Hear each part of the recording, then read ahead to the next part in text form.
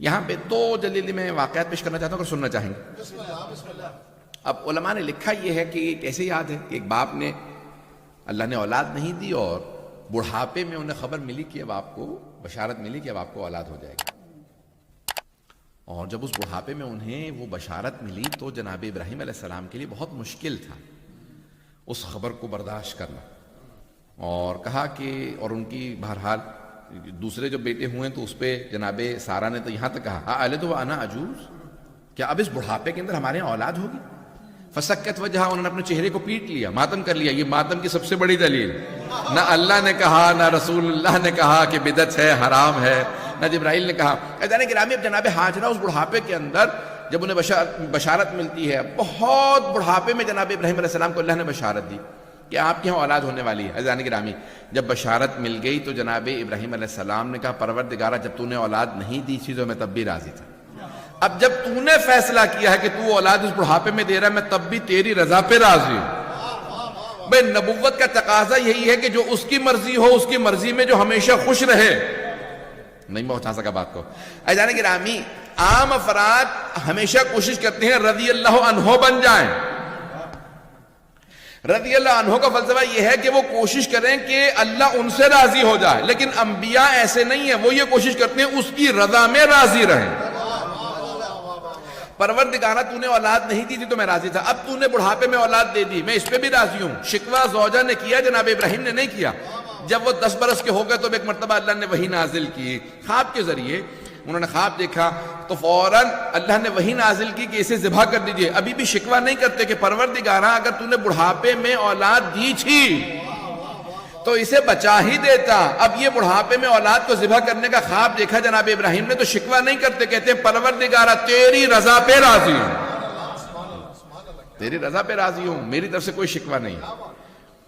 لیکن اب چلے 3 مرحلے ہیں، اس کے بعد اگر آپ جائیں گے نا تو یہ وقوف ہیں، اور اس کے بعد پھر ہے رمی جمرات ہے، 3 شیاطین۔ یہ 3 شیاطین کیا ہیں یہ پیش کرنا چاہ رہا ہوں، اگر سننا چاہیں۔ عزیزان گرامی، سب سے پہلا جو کہتے ہیں چھوٹا شیطان، اور پھر وسطیٰ یعنی درمیانہ شیطان، اور پھر بڑا شیطان۔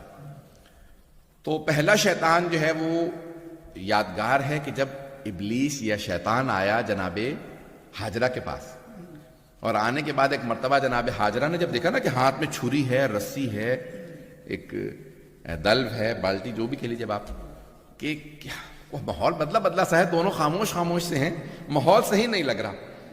اب وہ ماں کی ایک تڑپ بیٹے کو اس حالت میں دیکھ رہی ہیں تو درے منزل تک آئیں، اپنے گھر کے دروازے تک آئیں جناب حاجرہ، اب پریشان ہے، دیکھ رہی جناب ابراہیم جناب اسماعیل کو لے جا رہے ہیں۔ تو ایک مرتبہ دیکھا درے منزل پہ، درے بیت پہ ایک آدمی آیا، اس نے کہا کہ حاجرہ روکو، ابراہیم تمہارے بیٹے کو ذبح کرنے جا رہے ہیں، کیونکہ شیطان کو پتا تھا۔ تو فوراً جناب حاجرہ نے کنکریاں اٹھائیں اور ایک مرتبہ دے ماری، کہا کہ شیطان دور ہو جا۔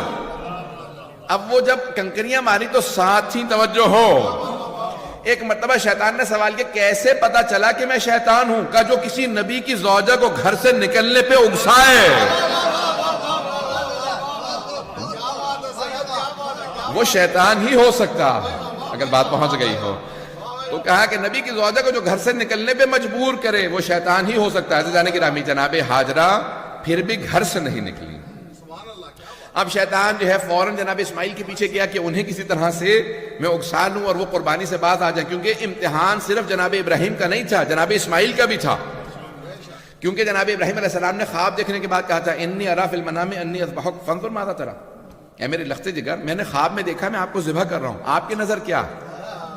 اگر نبی جناب ابراہیم علیہ السلام خواب دیکھ رہے ہیں تو جناب اسماعیل بھی جانتے ہیں یہ عام آدمی نہیں ہے، تو کہا افعل ما تؤمر ستجدنی انشاءاللہ من الصابرین، بابا جان جو آپ کو حکم ملے اسے کر گزریے، آپ مجھے صبر کرنے والوں میں پائیں گے۔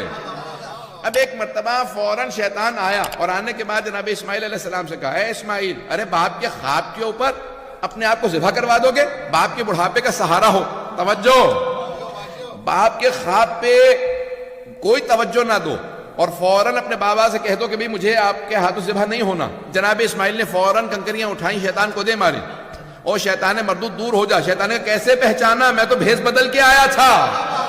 کہا جو اب نبیوں کی عقلوں پہ شک کرے، جو انبیاء کی عقل پہ شک کرے وہ سوائے شیطان کے اور کون ہو سکتا؟ انبیاء کی عقل پہ شک کرنا کہ بھئی یہ شاید ہذیان ہماد اللہ یا کیا ہو، بس شک کرنا تھا کہ جناب اسماعیل سمجھ گئے. پتہ نہیں بات پہنچ رہی کہ بھئی جو بھی انبیاء کی عقل پہ ان کی وحی الہی. اب ایک مرتبہ کہا کہ بھئی ٹھیک ہے تم، شیطان چلا گیا. اب پھر دوبارہ بھیس بدل کے سامنے سے آنے لگا جناب ابراہیم. وہ ہے جہاں پہ بڑا شیطان رکھا جاتا ہے، مینا کے میدان کے اندر. ایک مرتبہ آیا اور آنے کے بعد جناب ابراہیم سے کہا اے ابراہیم خواب پہ بیٹے کو ذبح کر دو گے؟ تو فوراً جناب ابراہیم نے دوسری بات ہی نہیں سنی، کنکریاں اٹھائیں اور اسے دے ماری. کہا کہ شیطان مردود دور ہو جا. کبھی کیسے پہچانا؟ کہا جو اللہ کی وحی پہ شک کرے،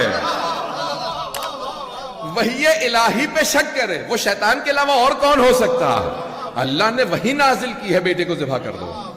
عزیزان کرام اب سمجھ میں آ رہا؟ جب انسان اپنے تینوں شیاطین کو شکست دے دے اب طواف لائق ہو جاتا. پتہ نہیں لوگ ہیں یا نہیں.